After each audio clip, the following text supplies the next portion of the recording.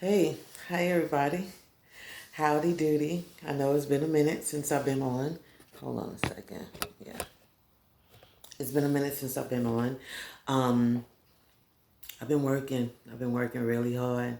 So before I know, I was saying all the time I was tired, but I'm really tired right now because I'm really doing stuff. So what's been going on? I hope everybody is doing good. I know we're dealing with this second wave of COVID, so I guess we're just reverting back to what we used to do when it first kind of hit the fan, and then people started to get a tad bit laxed. So hopefully, now people know to start backing it up and keeping our distance and all that good stuff. So I hope everybody is keeping safe out here and taking care of themselves in and outside of coronas. I blew my hair out, right? It's not a perm, it is a blowout. And I got my eyebrows done. So I don't know if you could see. But I haven't had my eyebrows waxed in over 10 years, right? So I went to the salon and, when she did it initially, of course you hot, right? Your face is hot in the area that they're working in. And I got to my car. I was still hot. Turned on the AC, let it blow in my face. All right. That felt a little bit better. Got home, still hot. Waited a while, still hot. So I started to put, my friend told me to put some cold compresses on my head, so I did. And then I read on Google that you can use tree oil and like a topical oil as a soothing agent. And that's what I did. So anybody who has any kind of experiences with waxing and getting little red bumps that turn into like little white bumps, ay, ay, ay, that's what you could use. Cold compresses and tea tree oil. Don't put the tea tree oil on you directly because it's kind of strong. You got to mix it with something. But it does work. So it's starting to subside. I don't even know if you can see it. And those of you who know that I'm a cocoa butter head, I got my sticks in place. I'm ready to clear up any marks or anything like that. Um, what else has been going on with me? My son has been traveling. So I'm excited for him. He got him a newer car. So, and that's all he said that was holding him back is that his ride wasn't able to take him where he needed to go. And boy, he's going. And as a mom, and I guess this could be a segment, if I ever get the energy to, put more out there, but as a mother, that is kind of hard to let go and let them do their thing. Like I'm excited for him and I'm trying to be a cool fool, but I'm a little worrisome, sometimes. But things, he's been answering his phone, so that makes me feel good. So I'm waiting for him to come back home now. What else? Okay, my reason for being MIA, I got a part-time job in addition to my full-time job. And, for those of you who don't know me, every couple of years I get, hold on, I get a part-time job. And that's why I have the gold digger. That sign that I have on, for the video is in my bedroom because that's what I am. I am a gold digger, so I handles mine. And like I said, every couple of years, I get me a job to take care of whatever goal that I have in place, whatever financial goal. And over the last couple of years, though, my jobs that I've taken on part-time have been to kind of get myself prepared on as to what I want to do with myself. So my main focus, for most of the years was that my son was in high school and, when he got out of high school, I was going to do me. And doing me at that time was taking over the hotel industry. I always loved hotels. After I watched Pretty Woman, I thought that the guy that helped her, I thought he was the owner of the hotel. But he was just a concierge, but he did a really good job, right? And now that I'm older, I know that there's a difference and it costs a lot to be in the hotel game. But I still wanted to kind of, get into the industry. And I took on a couple of part-time jobs. And I realized quickly, because I had to start from the bottom. And maybe I didn't have to. But anyway, I started from the bottom. I did front desk. And I realized that that wasn't for me because front desk requires you to um, wait to be relieved. So you're dealing with shift work, right? And it's the type of shift work that you can't go unless somebody is there, whether it's going to be a manager, another coworker, or the person that's supposed to be scheduled. You have to wait for that person to come. I don't play those kind of games. If I got there on time and I did my time while I was, did my hours, I need you to be there. And whoever's not going to be there, I need somebody to be there, to the manager to step up and take that person's place and let me go home. But quickly I found out that that really wasn't for me, so that didn't work. So I was there twiddling my thumbs and trying to figure out what I'm going to be when I grow up. And then the opportunity came to be a facilitator. And I took it and I loved it. And ever since then, I've been trying to, 4 years, it's been about 4 years now that I've been working on being a facilitator. And a girlfriend of mine, so when this first started, I knew I didn't want to go to school, right? I wasn't up for dealing with parking. That's prior COVID, dealing with parking. I don't like midterms, finals, I'm over that. Been there, done that too many daggone times. I'm not going back, at least not right now. So I was talking to my girlfriend about how I can go about, getting experience. I was thinking in the traditional sense, and she had said to be creative about the way that I gain my experience. And from her telling me that, I use that for like everything.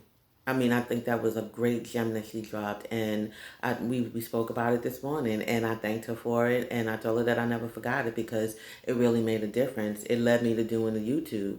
Her and the dude, there's this guy on YouTube who's very popular, right? And he's cocky as heck, and it drives me nuts. He has a lot of followers, and I'm not hating the game. He has a lot of followers, and good for him. However you get there, and he has a lot of women followers, and they're always asking him these questions like, "Why doesn't he want me? How could I make him want me? How could I make him turn on? Why did he cheat on me?" It's just like, come on. And then when he speaks again, he's so cocky, like he got all the answers, and the women act like he got all the secrets. Come on, like, grow up. But, not hating on his thing. It's just that when I would see him talk, it would just like, So between him and my girlfriend telling me to be creative, I decided to do YouTube, which I'm glad that I did because it's helped me in the position that I have as a facilitator. So everything for a reason. And like I said, I've been at this for about 4 years trying to make something happen, and I've heard a lot of no's, unfortunately, but it's all good. It's about the persistence, and when you fall down, you get back up. And it put me in the mindset of the millennials, right? So I'm in the Generation X group, and I think that's like mid 40s to early 50s. And in our age group, in our generation, we were taught to kind of work on a safety net concept, right? We like to play it safe. We don't want to take those unknowns, those steps to the unknown. But then you got these younger people, these millennials, that they don't care. They go hard, okay? Them babies go hard. And sometimes they win and sometimes they fail. But they don't even care when they fail. They jump out the window, and if they fall and they hurt themselves, they take the time to heal, and they jump right back out the same daggone window or another one, but on a different angle. It's like we can learn from them, right? So I call myself a genmillennial. All right, I'm a genmillennial, and I'm half Generation X with the safetiness and the things that I've learned as an adult, and then the millennial side of me is jumping out the window and taking chances and stepping out my comfort zone and out of my box, because that's the only way, in all honesty, we're going to grow and as individuals. So these young people have taught me to do that, and I've been going hard. So and I'm grateful that I have. I have no regrets. I would hate if I have missed out on opportunities, and it's just in GP. Like, if there's anything that you want to do, and I'm always saying, you know, be putting yourself as your priority. Be your number one cheerleader. Make sure that you take care of yourself first. And I seriously mean that. Like, I live by that. It's not, I walk the walk. And it doesn't mean that you don't have to care about other people, but take care of yourself. And I would think to myself, if God forbid anything happens and I'm dealing with shoulda, woulda, couldas. I hated shoulda, woulda, couldas in my 20s. I'm sure enough not dealing with them in my 40s, nor going forward. And I would hate for myself or anybody, I would think that if you have an opportunity to do something, physically you're able to do it, mentally you're able to do it, and you just don't. And something happens where you physically cannot do it. And all you can do is lay there because you can't move. You lose your hearing, you lose your sight, whatever the case may be. Again, God forbid, but I think a lot of people would regret the fact that they didn't take advantage of their health and the opportunities that they have right at their fingertips, and stop being scared of what's on the other side. I mean, you could always come back to this. I mean, this is easy. You got this. You've been doing this for years. You know what I'm saying? So step out and do something a little bit different, and take a chance. You never know where it's going to get you. It's funny because I used to look at like celebrities and like super wealthy people, and they talk about, oh, I just love what I do, and it's not about the money, it's about the experience and all that good stuff. It's like, yeah, you say that because you got like a lot of money, but I never saw that on not to take away from what we do as as a society, as far as the people who aren't in the limelight, but I never just seen that on an everyday person's scale.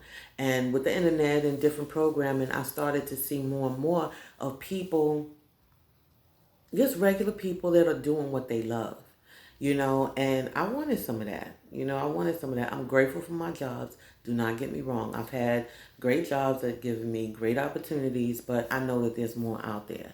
And like I said, I wanted some. So I'm actually there. I'm actually getting some, to the point where I was working and I forgot about the part that I got paid. My mom had to remind me about the paycheck because I was just so involved and so happy with what I was doing. And I'm grateful to have gotten to this experience because a lot of people don't.